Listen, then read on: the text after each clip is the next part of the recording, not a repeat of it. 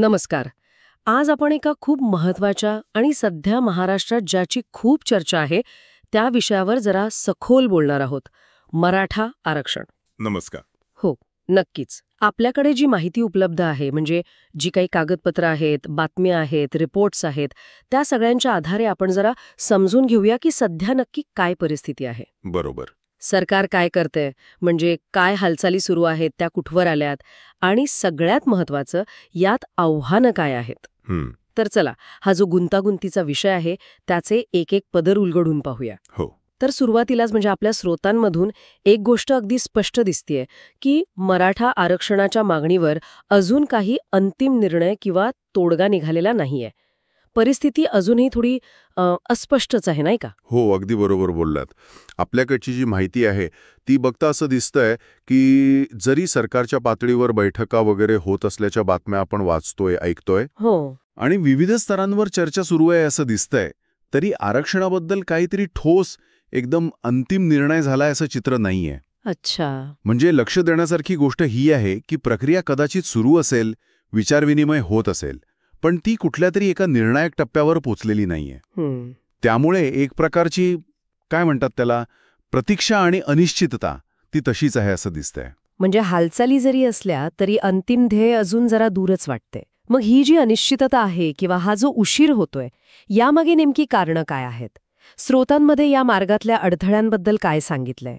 कोणत्या गोष्टींमुळे हा निर्णय घेणं इतकं अवघड होतंय? हो, यात तसे अनेक पैलू आहेत, पण स्रोतांनुसार जर पाहिलं तर जो सर्वात मोठा आणि सतत समोर येणारा अडथळा आहे तो म्हणजे सर्वोच्च न्यायालयाने इंदिरा साहनी खटल्यात जी 50% आरक्षणाची मर्यादा घालून दिलीये तो. अच्छा, ती 50% मर्यादा. हो, आपल्याला माहीत आहे की जे एकूण आरक्षण आहे, म्हणजे मग ते SC, ST, OBC या सगळ्यांचं मिळून ते 50% वर नसावं असा एक नियम सर्वोच्च न्यायालयाने घालून दिलाय.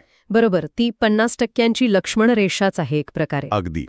त्यामुळे या मर्यादेच्या आत राहून मराठा समाजाला नव्याने स्वतंत्र आरक्षण कसं द्यायचं हा एक खूप मोठा कायदेशीर आणि घटनात्मक पेच तयार झालाय. कारण ही मर्यादा ओलांडली तर तो निर्णय पुढे जाऊन न्यायालयात टिकेल का हा कळीचा प्रश्न आहे.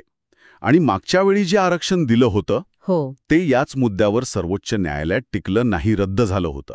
हे पण आपल्याला लक्षात घ्यायला हवं. म्हणजे तो मागचा अनुभव पण आहेच. पण मग फक्त हाच एक अडथळा आहे की अजूनही काही कायदेशीर किंवा घटनात्मक गुंतागुंत आहे यात?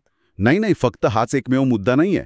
याच्या सोबतच इतरही काही महत्वाच्या कायदेशीर आणि संविधानिक अडचणी आहेत ज्याचा उल्लेख स्रोतांमध्ये दिसतो. उदाहरणार्थ एखाद्या समाजाला सामाजिक आणि शैक्षणिकदृष्ट्या मागास म्हणजे SEBC हे कसं ठरवायचं, त्याचे निकष काय असावेत, बरोबर, ते निकष आजच्या परिस्थितीत मराठा समाजाला लागू पडतात का, आणि सगळ्यात महत्त्वाचं म्हणजे त्यासाठीचा वस्तुनिष्ठ डेटा, काय म्हणतात त्याला, एम्पिरिकल डेटा, तो पुरेसा उपलब्ध आहे का, हे सगळे मुद्दे कळीचे ठरतात. अच्छा, म्हणजे डेटाचा मुद्दा पण खूप महत्वाचा आहे. नक्कीच, कारण सर्वोच्च न्यायालयाने आधीच्या निकालात हेच निरीक्षण नोंदवलं होतं की डेटा अपुरा आहे किंवा निकष पूर्ण होत नाहीत. आणि याला जर आपण थोडं मोठ्या चित्रात पाहिलं, म्हणजे व्यापक दृष्टिकोनातून, तर हा प्रश्न फक्त महाराष्ट्रापुरता किंवा फक्त मराठा समाजापुरता मर्यादित राहत नाही. हो. कसा? याचे परिणाम देशाच्या एकूण आरक्षण धोरणावर होऊ शकतात. म्हणजे बघा, जर महाराष्ट्रात 50%ची मर्यादा ओलांडायला परवानगी मिळाली तर मग इतर राज्यांमध्येही अशाच मागण्या वाढू शकतात. बरोबर आहे. आणि मग संपूर्ण आरक्षण व्यवस्थेवरच त्याचा ताण येऊ शकतो. त्यामुळे केंद्र सरकार आणि सर्वोच्च न्यायालय हे दोन्ही याकडे जास्त सावधपणे बघत आहेत असं वाटतंय. त्यामुळे कायदेशीर बाजू अगदी बारकाईने तपासावी लागतेय. इथेच खरी गोष्ट जरा रंजक होतीये. म्हणजे बघा, एका बाजूला आरक्षणाची मागणी इतकी तीव्र आहे, त्यासाठी आपण मोठी आंदोलनं पाहिली आहेत, लोकांच्या भावना तीव्र आहेत, राजकीय दबावही आहे. हो. पण दुसऱ्या बाजूला ही 50%ची मर्यादा आहे, डेटाची गरज आहे, इतर कायदेशीर आणि घटनात्मक चौकटी आहेत. यामुळे असं लगेच किंवा सहजपणे आरक्षण मिळेल असं काही चित्र दिसत नाहीये. स्रोतांमधनं हे स्पष्ट होतंय की ही एक प्रकारची कायदेशीर कोंडी झालीय. अगदी. मग या कोंडीतून बाहेर पडायला काही मार्ग सुचवले आहेत का? म्हणजे यावर तोडगा काढण्याच्या दृष्टीनं स्रोत्यांमध्ये काही उपायांचा उल्लेख मिळतो का? हो, निश्चितच. या परिस्थितीतून मार्ग काढण्यासाठी काही मोठ्या आणि अगदी मूलभूत उपाययोजना कराव्या लागतील असं स्रोतांमध्ये म्हटलं आहे. यात सर्वात प्रमुख उपाय म्हणून ज्याचा वारंवार उल्लेख दिसतो तो म्हणजे थेट भारतीय संविधानातच दुरुस्ती करणं. घटना दुरुस्ती. हो, कारण जर 50% मर्यादा ओलांडायची असेल किंवा आरक्षणासाठी काही वेगळी विशेष तरतूद करायची असेल तर त्यासाठी अनेकदा घटना दुरुस्ती हाच एक कायदेशीर मार्ग उरतो, असं अनेक कायदेतज्ञांचं मत स्रोतांमध्ये दिसतं. घटना दुरुस्ती हा तर खूप मोठा शब्द आहे. ही प्रक्रिया नक्की कशी असते आणि ती कितपत शक्य आहे याबद्दल काही माहिती आहे का आपल्या स्रोतांमध्ये? हो, आहे ना. घटना दुरुस्ती म्हणजे संसदेची दोन्ही सभागृह, लोकसभा आणि राज्यसभा, इथे विशेष बहुमताने म्हणजे साधारणपणे 2/3 सदस्यांच्या बहुमतानं ते विधेयक मंजूर व्हावं लागतं. अच्छा. एवढंच नाही तर काही प्रकारच्या दुरुस्त्यांसाठी तर निम्म्या राज्यांच्या विधानसभांची परवानगी सुद्धा लागते. ही प्रक्रिया नक्कीच सोपी नाहीये. त्यासाठी खूप मोठा राजकीय समन्वय लागतो, एकमत लागतं.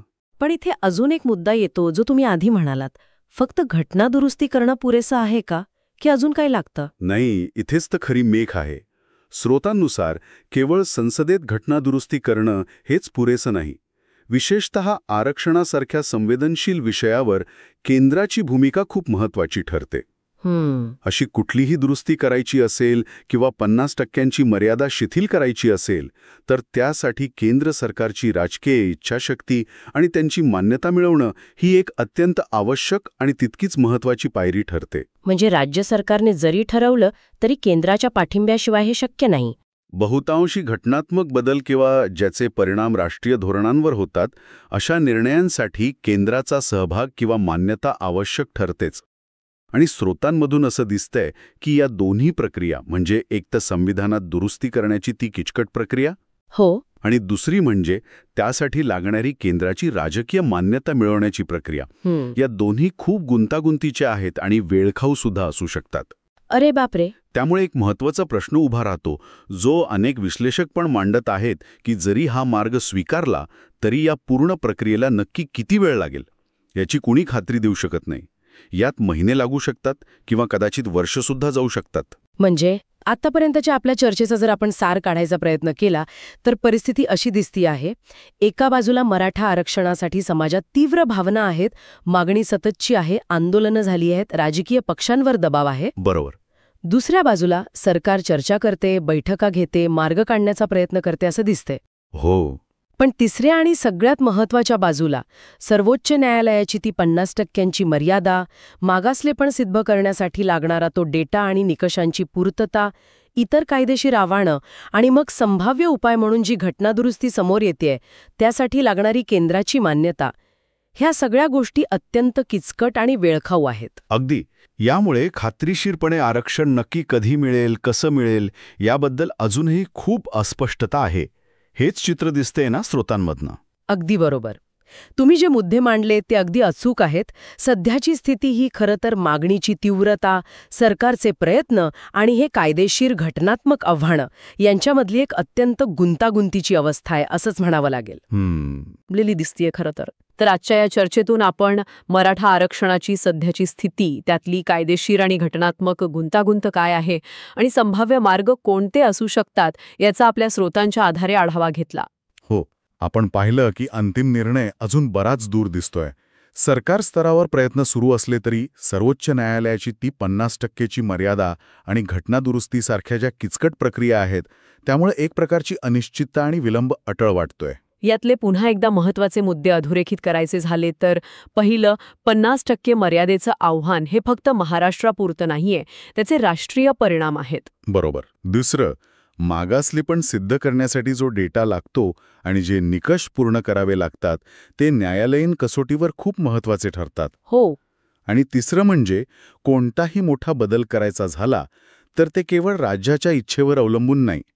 त्यासाठी संविधान दुरुस्ती आणि केंद्राची राजकीय मान्यता यांसारख्या मोठ्या कायदेशीर आणि प्रशासकीय प्रक्रिया पार पाडाव्या लागतील.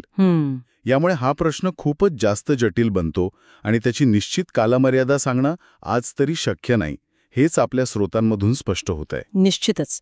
जाता जाता आपल्या श्रोत्यांसाठी विचार करायला एक मुद्दा सोडून जाऊया का? आपण पाहिलं की या कायदेशीर आणि घटनात्मक चौकटी किती गुंतागुंतीच्या आहेत. हो.